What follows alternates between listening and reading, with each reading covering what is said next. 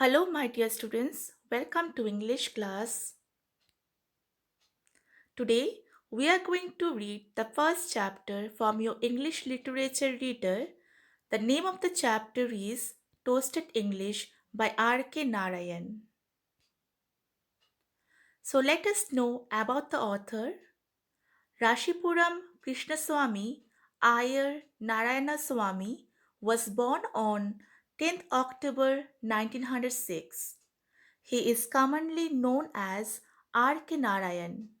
He was an Indian writer known for his work set in the fictional South Indian town of Malgudi.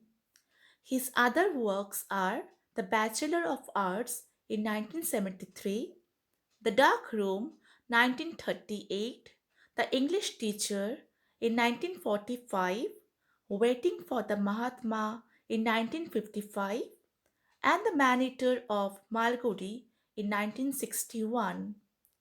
He received the Sahitya Academy Award for the guide in 1958. He was conferred the Padma Bhushan in 1964 and nominated to the Rajya Sabha in 1989. He died in May 13, 2001 at the age of 94 in Chennai. So let us know the summary of the chapter. In the essay, the difference between American and British English has been shown in an amusing way. The author interestingly points out that, like Indians, Americans also drove the British out of the country but allowed English to stay back. The Americans made the uses of English easier by giving a passive voice. For example, instead of trespassing prohibited, they say newly planted don't work on the notice board. The new words become very handy because they could be used for multiple meanings. This process of modifying the English language is called toasting.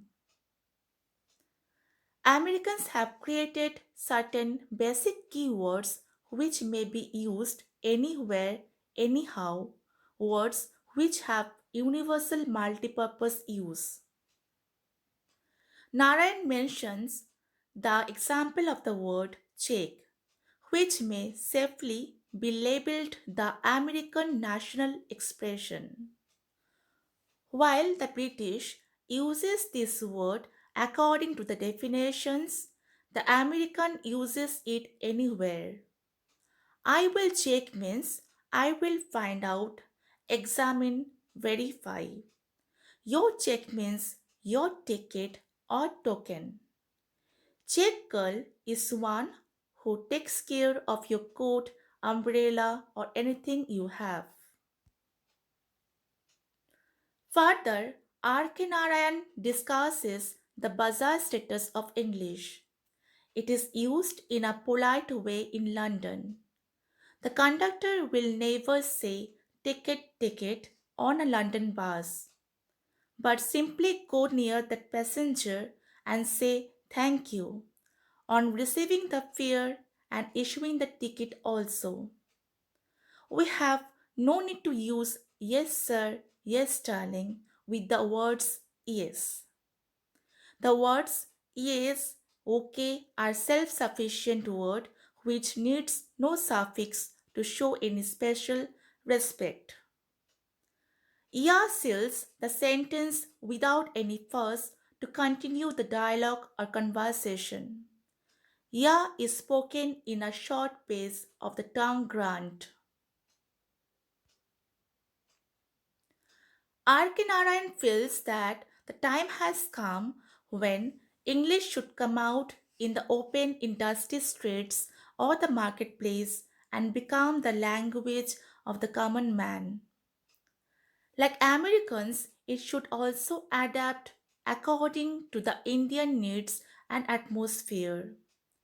He does not want the mongrelization of English. Grammatical rules should have remained the same, like toasted English. India should develop a Bharat brand of English.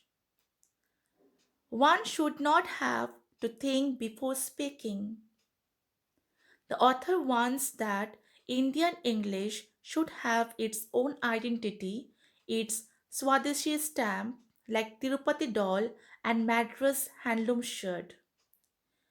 It should be unique and distinct than the present English. It should adopt the complexion of our life, assimilate its idiom just as Americans have done, and made American English. Thank you, dear students. We'll be back in the next class.